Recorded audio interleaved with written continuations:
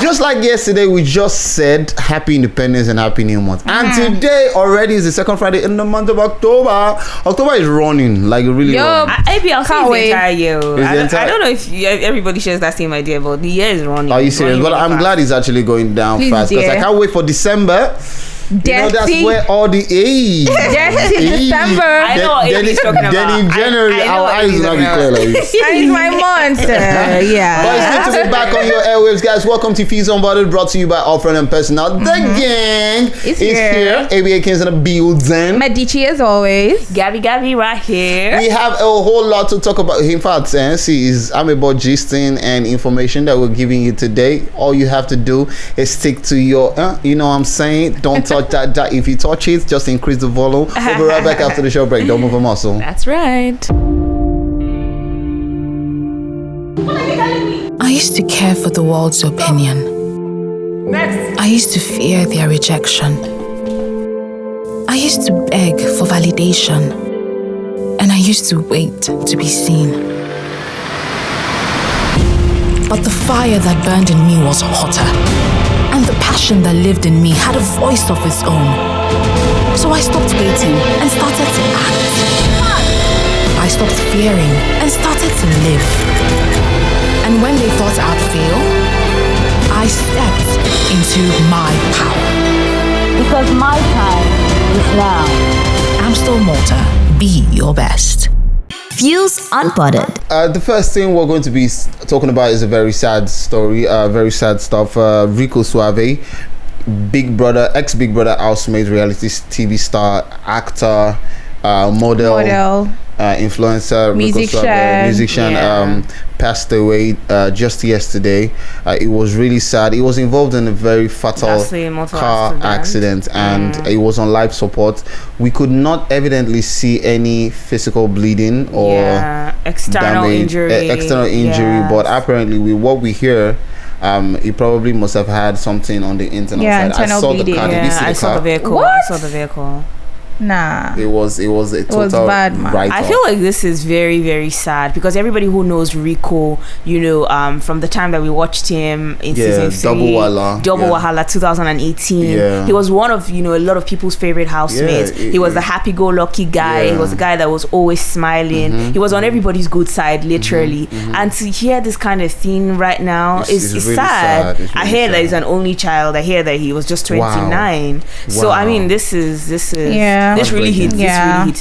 Like you said, Rico was everybody's favorite. Like he did, you just knew that this person just didn't want wahala. Like anywhere there was trouble, Rico wasn't seen there. And it's so I also appreciate the fact that a lot of people came out for him. A lot of people came through for him. I mean, they did the best they could in terms of financial support and all of that. And all we can say is make his gentle soul rest in perfect. That's right. We only hope that his family has the strength to be at this loss. It's really sad. Loss, honestly. From all of us here in Fusion, but I would say rest in peace, Rico. Rest in peace, Rico. Suave. I mean, it's not the kind of news that we want to talk about, but we just have to mention it.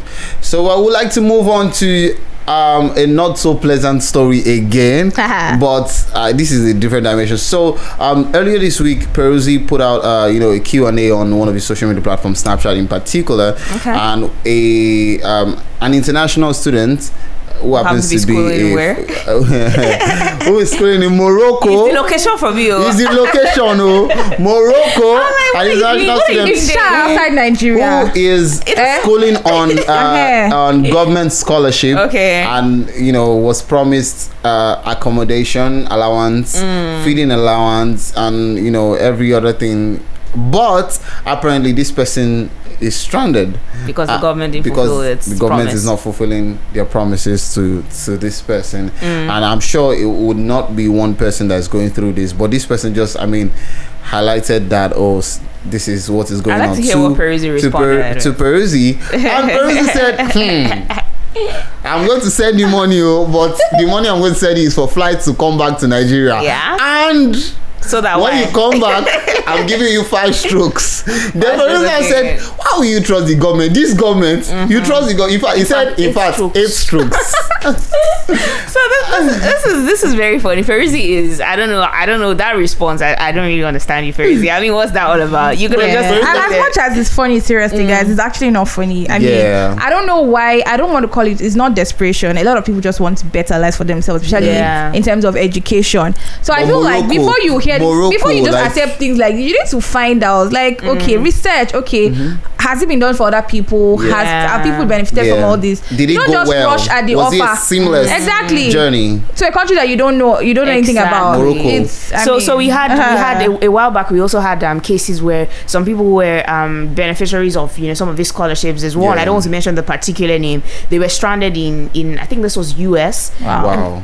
And for like a year or more, they were being chased out of classes, and they kept on calling, the government's attention to this. So this is not the first time it's happening. If this guy is actually saying the truth, But Peruzzi's response, let's also not forget that Peruzzi, happened to have, was in medical school somewhere in Ukraine himself. So he knows what it is to be an international student schooling far away from home. And he probably will know what it means to be stranded in that kind of place. Exactly. I'm sure you would have had colleagues that were also on government scholarship and stuff, or something like that. So Peruzzi kind of has an idea, what this is all about. So I mean, I don't know that what I response to attend to us here is now international students. Is it the ASU?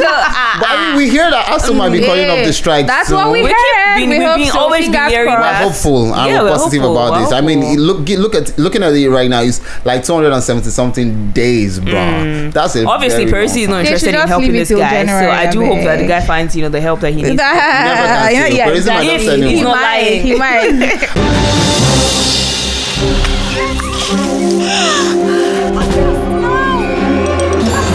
Multina, share happiness. Fuse Unbutted. So there's this saying that when you're in Rome, you should behave like the Romans, right? Yep. But some people do not find this. I mean, they don't understand the meaning of that, right? So there's a particular lady who was ranging on social media about how she went to a particular church, a very popular church. Why don't you want to mention it? Should we mention the church? Go ahead and mention it. Redeemed Christian Church of God. Yes. I think it was a camp in particular. Yeah, she went to the camp, I think somewhere in Ogun State. Yeah. And she wasn't allowed in. She wasn't allowed because of how she looked. She was wearing an armless shirt. Armless sportswear. I think she had on suspenders as well. Looking all chic, like she was going to play ball. And trust Redeem ushers now. They didn't let her in. And I think it was the security. Was it the security? Was it the security? She didn't enter the church. No. It's enough for us to get angry. Yeah, so I mean, this is not this year. She was raging. They better than me. Better than mine. Exactly. But it goes to say that I feel like I'm not going to come out to start blaming any church. Every church has its own rules and regulations. So I mean, you know that this kind of church, this is kind of doctrine they have, you should follow suit, right?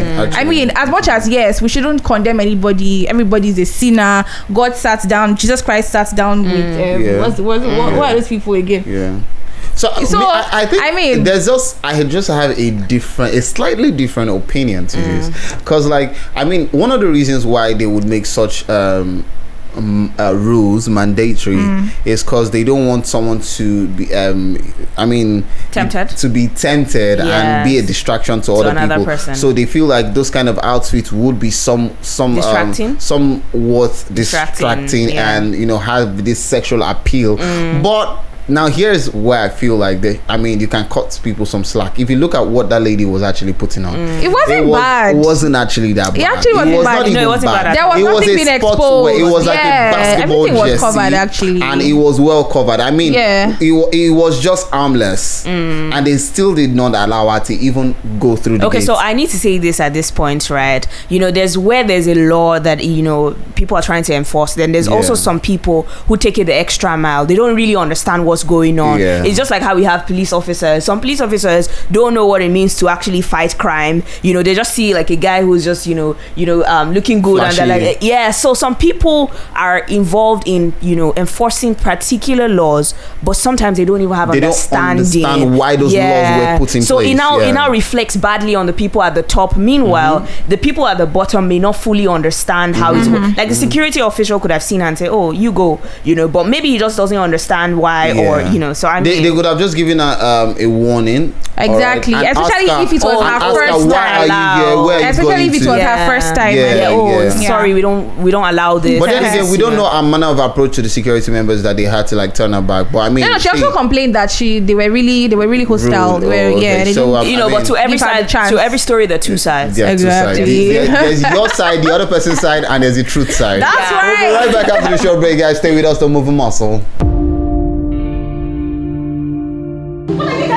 I used to care for the world's opinion. I used to fear their rejection. I used to beg for validation. And I used to wait to be seen. But the fire that burned in me was hotter. And the passion that lived in me had a voice of its own.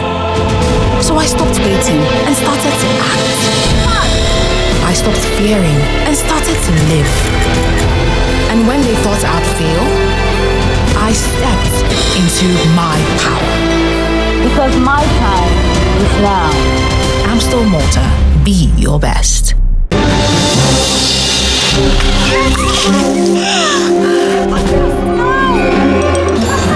Maltina, share happiness. Fuse Unbutted. Okay, so you know how sometimes for me it's very hard to say certain things, and I think it's not just me. There are some things that I just don't find very easy to say, and I can understand. Yes, we know. What is she? We don't know. Wow, look at me. I don't even know what to say at this point. But basically, I'm not the only one. There are a lot of people who struggle with, saying certain things to certain people. For instance, if somebody has like body odor or mouth odor or something. Now, usually some people might be bold enough to actually tell the person directly, face to face, depending on the relationship with the person. Yeah. But some other people would struggle to do that, and that's a lot of people fall into this category. Yeah. So we had a guy who has a colleague who happened to be a female colleague. And then he said he walked up to the colleague and he was bold enough to tell the colleague, see, I think you need to get cologne, perfumes, everything to treat your body odor. And obviously this woman was offended because who will not be offended? And then she goes to report to the boss in the office, and then the boss says, hey, it's true. I've always looking for a way to tell you. And so this guy was proud to come out and say, I won the case, for doing that. Would you do that to somebody? Would you be bold enough to say that? Or how would you do it? I personally feel it depends on the relationship you have with that person. As much as, yes, it's good to be blunt and all that, but there's a place of being sensitive. Let's not take away that. Take away the part of being sensitive. Like, consider the person's feelings as well. It's not a what's the word? It's not a pleasant thing to say, right? So you need to find their ways. You don't have to come out and say, oh, I think you have body odor, I think you have mouth odor. But at the same time, buying cologne and this thing could actually really it can be insulting as well. Those subtle things can be insulting too. Don't just buy somebody it is very. If the person is in maybe you're in a subordinate position and the person that you have to tell that, oh, you probably have a body odor or a mouth odor is in a higher position.